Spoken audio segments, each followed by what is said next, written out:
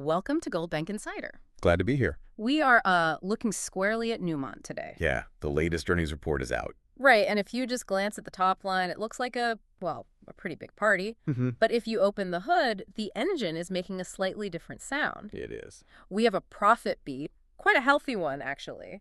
But it's happening against a backdrop of lower production volumes. Right, and that's the classic conflict in the mining sector right now. Yeah. You've got the financial performance on one side, and then you have the operational reality on the other. Two different stories. Exactly. And for anyone tracking the sector, specifically for our UK listeners, watching how this sentiment spills over into the London market, this is a crucial report to understand. It really is. So let's start with the headline numbers. This is the stuff that hits the wires first. Newmont posted adjusted earnings of $2.52 per share. Which is a very strong number. It is, especially when you look at where the street was. The expectations were sitting around $2 per share. Yeah. So coming in at $2.52 is a clear beat. You beat expectations by over 50 cents, and usually the market applauds that. And they should applaud the cash generation. I mean, cash is cash. Right. But we have to ask how that number was achieved. Because when you dig into the mechanics of that $2.52, it wasn't because they moved more earth or processed more rock. It was primarily driven by the macro environment. The gold price. Right, the gold price. That strong gold price backdrop was the main lever here. It did all the heavy lifting. Offset the operational dips. Exactly. When you can sell your product for a higher realized price, it masks a lot of friction on the production side. And that brings us to the other side of the equation, the production dip. Yeah. We're looking at a production volume of approximately 1.45 million ounces. It's just a drop. It is. So profits are up, but the actual amount of gold produced is down. That's the dynamic. Yeah. And it's really vital to characterize this trend correctly. Because it's not a disaster. No, it isn't necessarily a disaster or some unplanned collapse. The report attributes this drop to specific site activities, basically planned mine sequencing. We see that phrase a lot, planned mine sequencing. We do. And in this case, it impacted specific sites like Peñasquito and Ahafo South. Right. But the net result is this mix, prices up, volumes down. So let's unpack that mix a bit. Prices up, volumes down. As an investor especially, looking from the outside in, do you really care how the money is made as long as the cash flow is there? Well, in the short term, cash is cash, as we said. Yeah. Higher realized pricing is supporting margins. Right. It's supporting cash generation. And that is undeniably good for the balance sheet. It gives them a lot of capacity. Yeah. But the trade-off is the risk profile.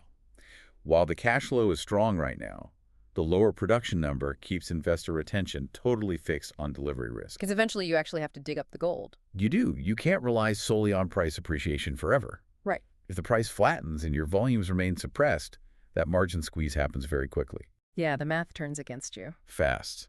So the market looks at this and says, great cash flow, but we are watching your future output guidance like a hawk. It shifts the burden of proof totally to the operational side. Precisely. Now, speaking of operations in the future, let's talk about where the money is going, because Newmont isn't just sitting on this cash. They announced a fairly large development plan. They did, a $1.4 billion investment plan. That is a massive commitment. $1.4 billion. And looking at where this capital is allocated, it tells a story about the future shape of the company. Definitely. Because these aren't just random upgrades. No, these are largely assets acquired through the Newcrest deal. This is all about integrating and optimizing that acquisition. Let's walk through the specifics. Where is this $1.4 billion actually going? There are three main buckets mentioned in the numbers. First, you have the Cadia Panel Caves. Okay. Then Tanami Expansion 2. And finally, the Red Chris feasibility study. Cadia seems to be a major focus here. It is. Cadia is a massive asset, and panel caving is a long-term, high-volume mining method. Allocating capital there is really about securing that medium-term production profile. And Tanami. Tanami is another Tier 1 asset. Expanding that operation is about longevity and efficiency. Right. And Red Chris, that's moving towards a feasibility study. So that's earlier stage, but it shows they're building out a pipeline. It's not just about growth, though, is it? There's another pot of money mentioned in the report. Correct. There's the development capital, which is that $1.4 billion we just discussed. Yeah. But then there's the sustaining capital. They've allocated an additional $1.95 billion for sustaining capital. Almost $2 billion just to keep things running. Well, keeping things running simplifies it a bit, but basically, yes. This is about maintaining the asset base. Right. The report highlights specific work here, particularly tailings work at Cadia and Boddington. Tailings work isn't usually the headline grabber that a new mine expansion is. It's definitely not sexy, no. But it's absolutely critical. Tailings management is the license to operate. Right. And more importantly, this spending is aimed at extending mine life. When you spend almost $2 billion on sustaining capital, the goal is long-duration asset visibility. You're buying time. You're ensuring that Cadia and Boddington can produce for another decade or more. So we have $1.4 billion for growth and nearly $2 billion for sustaining. That is a lot of capital going out the door. It is. And this brings us back to the execution analysis. The market implication here is a total shift in focus. Because we know they have the cash. Right. The earnings beat proved that. Now, the focus shifts entirely to execution. Can they build it on time and on budget? That is the risk and reward equation. If timelines slip, or if costs escalate, which happens a lot in the sector, or if permitting shifts, it affects how the market values those future ounces. Versus the current earnings strength? Right. The market is paying for the earnings today, but it's valuing the company based on the belief that this $3.4 billion in total spending will convert into profitable ounces later. And if it doesn't? If that conversion rate falters, the valuation suffers. Let's transition to the winners and losers from this report, because it's always helpful to break it down by asset and entity. Who came out on top here? At the entity level, the combined Newmont and Newcrest entity is a clear winner. Because of the profit beat? Yes. They beat profit estimates through those higher realized gold prices. That is extremely supportive for near-term earnings sentiment. Right. It proves the thesis that these large-cap miners offer a cushion effect. The cushion being that even if you stumble on operations, the sheer scale and the leverage to the gold price keeps you profitable. Exactly. Large-cap miners show strong earnings leverage to bullion during upcycles, even when volumes dip. That was completely proven here. Okay, who else is in the winner's circle? Cadia Panel Caves. Because they got the funding. They were earmarked for a substantial chunk of that $1.4 billion investment. That strengthens the medium-term production outlook and the asset value. Assuming execution stays on track? Always assuming that, yes. And looking longer term. Cadia and Boddington again. They are the recipients of that critical sustaining capital, the $1.95 billion pot. So Cadia wins twice. In a sense, yes. It gets growth capital and sustaining capital. This is very positive for long-duration asset visibility via mine life extension. Right.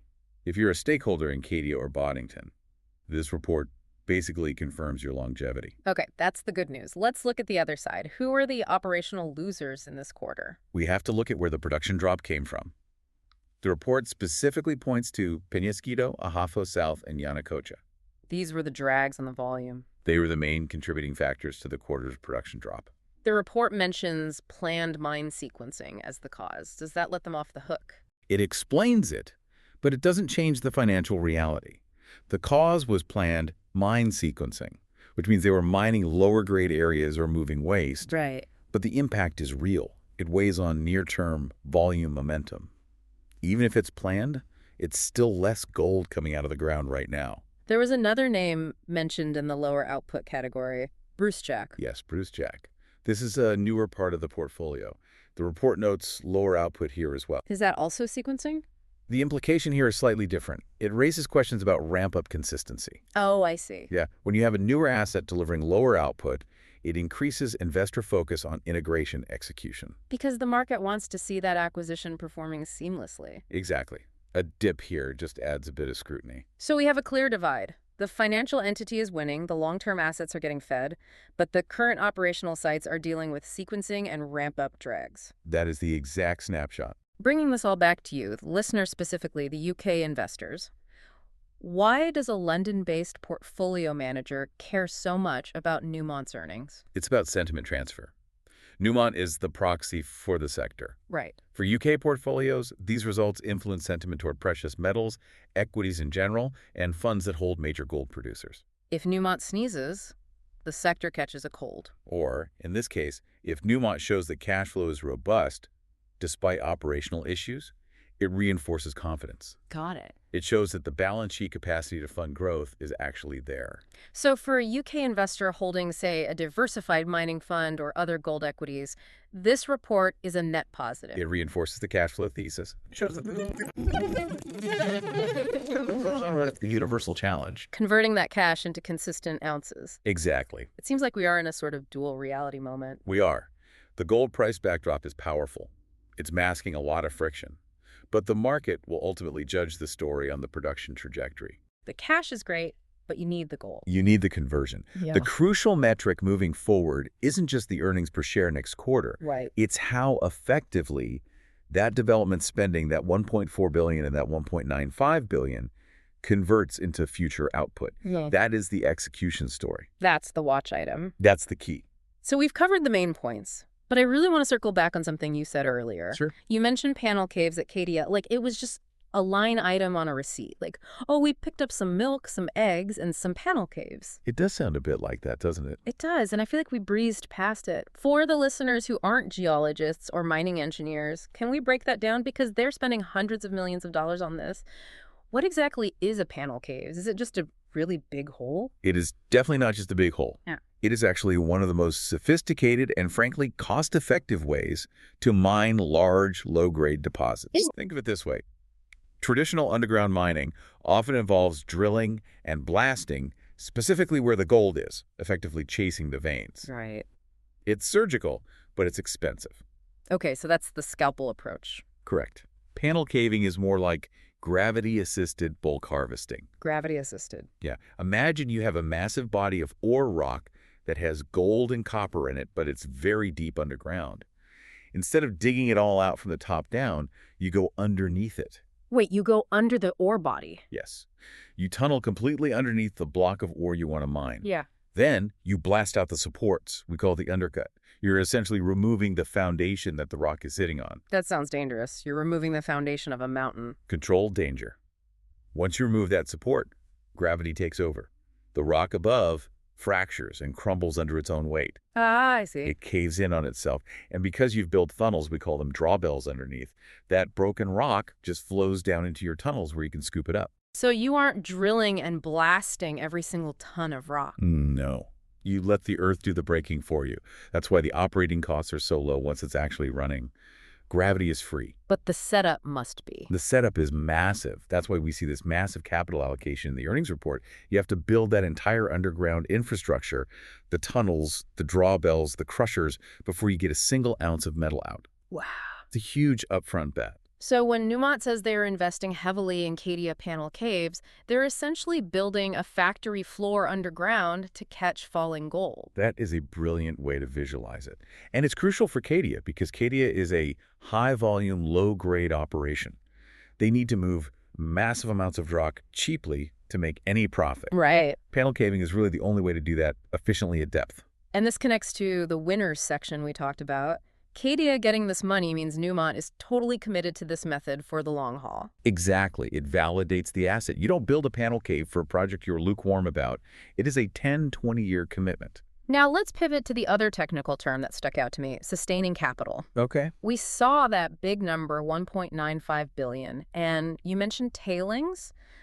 Again, to the uninitiated, tailings sounds like the leftovers, the scraps. It is the leftovers, but it is the most dangerous part of the leftovers. Oh, so? When you process ore, you crush it into a fine powder and use chemicals to separate the gold. What you're left with is a slurry of crushed rock, water, and chemical residue. That's tailings. Okay. You can't just dump it in the river. Yeah. You have to store it in massive dams or storage facilities. And these dams need maintenance. They need constant, rigorous engineering. If a tailings dam fails, it's a catastrophic environmental and human disaster. We've seen it happen in the industries, specifically in Brazil a few years ago. Right. That was awful. It destroys companies. So when we see almost $2 billion for sustaining capital and a lot of it going to tailings at Cadia and Boddington, that's basically an insurance policy. It's the license to operate. If you don't spend that money, you don't have a mine. You have a massive liability. Wow. So while investors love to hear about growth and expansion, the savvy ones, especially the UK institutional investors who are very focused on ESG and safety, they look at that sustaining capital number and nod. They want to see it high. They want to see it appropriate. If that number was zero, everyone should be terrified. Seeing 1.95 billion means Newmont is doing the hard work to ensure those dams at Cadia and Boddington are safe and stable for the next decade. It's the unsexy work that keeps the lights on. Precisely. It's the plumbing. Nobody talks about the plumbing until it leaks. Newmont is spending $2 billion to make sure it doesn't leak. Let's zoom out a bit. We talked about the UK investor earlier, and I want to drill down on that. Why is the UK market so specific here? We aren't just talking about global investors. You specifically mentioned the London sentiment. The UK market has a very specific composition. The London Stock Exchange is heavy on energy, it's heavy on banks, and it has some big diversified miners. But it doesn't really have a pure play gold giant of Newmont size. So Newmont is a bellwether. It is the proxy. If you're a fund manager in London and you want exposure to gold, you're likely looking at the North American giants or the Aussie giants. When Newmont reports, it essentially sets the temperature for the entire room. So if Newmont says costs are up, the London market assumes costs are up for everyone. Exactly. Or if Newmont says planned mine sequencing is dragging production, the market starts looking at other miners and asking, are you guys having sequencing issues too? It creates a whole narrative. And in this report, the narrative is sort of mixed. The narrative is that the gold price is saving the day. That is the clear signal to the UK market. If you are holding gold equities, you're safe for now because the commodity price is high. Right. But operationally, it's getting much harder to get the metal out of the ground. Which brings us right back to that sequencing issue. We touched on it, but I really want to understand the why. You said it was planned. If it was planned, why does it feel like a surprise to the market? It isn't a surprise to the analysts who model this quarter by quarter, but it's always a shock to the headline readers. Here is the reality of a big open pit mine, like Peñasquito in Mexico. Okay. You dig a giant pit. Eventually, you reach the bottom of that face. To get to the next juicy layer of gold, you have to widen the pit. You have to strip away the waste rock on the sides. Exactly. You are moving millions of tons of dirt that has absolutely zero gold in it just to expose the next layer of ore. That's the stripping phase or the sequencing gap. And while you're doing that, your gold production drops. It plummets. Because your trucks are full of waste, not ore, but you're still burning diesel, you're still paying drivers, you're still wearing out tires. So costs stay high, production drops, but it's completely necessary work. It's investing in the future harvest. It's like a farmer leaving a field fallow or replanting. You don't get a crop that season, but if you don't do it, you starve next year. So when Newmont says Peñasquito had a planned sequencing drop, they're basically saying, we're moving the dirt now so we can make money later. Correct. Yeah. And the market punishes them for it in the short term because the volume number looks bad. But if they didn't do it, the mine would eventually just stop. It's a necessary evil of the business. It's the heartbeat of a mine. High-grade stripping, high-grade stripping. It's totally cyclical. Let's talk about Brucejack, because this one feels a bit different. You mentioned it was a ramp-up issue. Brucejack was a big acquisition. It was. It was part of the Newcrest portfolio. A high-grade underground mine in British Columbia. Very different from the massive open pits. Why is it struggling? Struggling might be a bit too harsh, but it is underperforming expectations. Underground mines like Brucejack are tricky.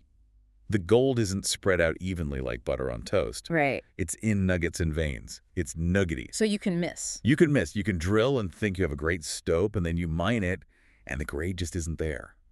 Or the ground conditions are harder than you thought. And how does the acquisition factor in? When a big company like Newmont takes over, they naturally try to impose their systems, their safety standards, their scheduling. And that transition can cause friction. It often does. We call it integration risk. The machinery slows down a bit while everyone learns the new playbook. That seems to be what is happening at Brucejack. I see. The market is watching closely to see if Newmont can actually run this asset as well as the previous owners did. So unlike Peñasquito, where they're just moving dirt, Brucejack is more of a test of competence. It's a test of integration. Can the big behemoth run the high-grade jewelry box efficiently?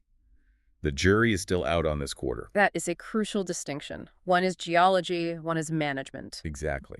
And investors treat them very differently. They forgive geology eventually. They rarely forgive management errors. Let's look at the financials again. $2.52 per share. We said the gold price drove it. But is there anything else in the margins? Are costs coming down at all? That's the hidden story here. Inflation has been brutal for miners for 3 years. Diesel, explosives, steel, labor, everything got more expensive. Yeah. What this report shows, quietly, is that the cost escalation is finally stabilizing. It's flattening out. It isn't going down back to 2019 levels, but it isn't spiraling anymore. The fact that they could generate this much cash with lower volumes suggests that their cost control is really holding up. That's good news for the whole industry. It is. If Newmont can control costs, it suggests the inflationary fever in the mining sector has broken. That's another reason the UK investors should be paying attention. It signals a margin expansion cycle if the gold price stays high. Margin expansion, that is the magic phrase. It's the holy grail. Costs flat, price up. That's where the free cash flow explodes. And Newmont is right on the cusp of that, provided they can fix the volume issue. Provided they can get the gold out of the ground. Always the caveat. I want to touch on the Tanami Expansion. We mentioned it briefly earlier. The $1.4 billion includes Tanami Expansion 2. Where exactly is Tanami? Tanami is in the Northern Territory of Australia. It is in the middle of nowhere, literally the desert. A tough place to work. Incredibly tough, hot, isolated. But the ore body is spectacular.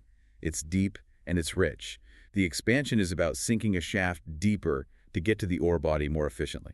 Instead of driving trucks all the way down a ramp. Exactly. Right now, as mines get deeper, the trucks have to drive further and further. It takes forever to get a load of rock to the surface. It burns fuel. It wears out tires. It's incredibly inefficient. It kills your margin. Yeah. So you build a shaft, a vertical elevator, essentially, to hoist the rock up. That is what the Tanami Expansion 2 is largely about. It's a massive infrastructure upgrade to unlock the deeper life of the mine. So again, this $1.4 billion isn't just buying new trucks. It is major civil engineering. It's city building in the desert. Yeah. And it's necessary because Tanami is one of their absolute crown jewels. You spend the money there because the gold is there. It seems like there's a real theme here. Newmont is doubling down on its Tier 1 assets. Cadia, Tanami, they aren't spending this money on small, speculative mines. No, they are consolidating their fortress. The strategy is very clear. We have the biggest, best mines in the world. We are going to make them bulletproof. Right. They're shedding the small stuff or letting it run down and pouring concrete into the big monsters that generate the cash. Is that why the market likes the entity as a winner? Yes. The market loves predictability. A mine like Tanami or Cadia, once it's running right, is a cash machine for decades. The market will pay a premium for that stability versus a company that's exploring for gold in a risky jurisdiction. Newmont is the safe harbor. That's the pitch. Buy us, we are big, we are liquid, we have the best assets, and we pay a dividend. And this earnings beat, despite the production wobble, reinforces that pitch perfectly. They can stumble and still make money. That is a definition of a Tier 1 business. You can have a bad quarter operationally and still print nearly $3 billion in cash. That brings us back to the Red Chris feasibility study. We touched on it as a bucket for money. But what is Red Chris? It sounds like a person. Red Chris is a copper-gold mine in British Columbia. It was another Newcrest asset. It's currently an open pit, but the future is underground. Block caving again. Block caving again. It's the exact same story as Cadia. There is a massive resource underneath the current pit. Newmont needs to decide if it's actually worth spending billions to build the cave. So the feasibility study is them doing the math. It's the very expensive homework. They're drilling, they're modeling, they're engineering, they're trying to figure out if the juice is worth the squeeze. And by listing it in the $1.4 billion plan, they're signaling that they think it might be. They're signaling that it is a priority. It's the next cab off the rank. Mm. If Cadia is the current block cave, Red Chris is the future block cave. Mm-hmm. It shows they have a pipeline of growth. They aren't just liquidating the company. They're planning for 2040. Exactly. Mining is a long game. You have to think in decades. The drop in production this quarter is a blip on a 30-year timeline. But investors live in the quarterly timeline. And that's the tension. The CEO has to manage the 30-year timeline, but the portfolio manager in London has to report performance every month. And that brings us right back to the central conflict. The price is up, volumes down mix. It is the central tension of this whole report. So if I'm that UK investor, and I'm summarizing this for my investment committee, what is the one-liner? The one-liner is, the gold price is bailing us out, the cash flow is very real, but we need to watch the engineering delivery at Cadia and Tanami incredibly closely. Don't get distracted by the shiny profit number. Watch the dirt moving. Always watch the dirt. If the dirt doesn't move, the gold doesn't come out no matter what the price is. That's a sobering thought. You can have gold at record highs, but if you can't get it out of the ground, it's worth zero. It's just a rock in the ground. Yeah. Newmont's job is to turn rocks into checks. They did a great job of writing checks this quarter, but they moved fewer rocks. that balance has to shift back. We will be watching that balance, and we'll be watching those planned sequencing events to see if they actually end on schedule. We certainly will. This has been a really helpful breakdown. We went from the headline number all the way down to the bottom of a block cave in Australia. It's a fascinating business when you peel back the layers. It really is. Thanks for walking us through it. My pleasure. And thanks to all of you for listening to Goldbank Insider. I encourage you to think about how this dynamic high prices masking lower output might be playing out in other resource sectors right now. It's definitely something to watch. We will catch you on the next one.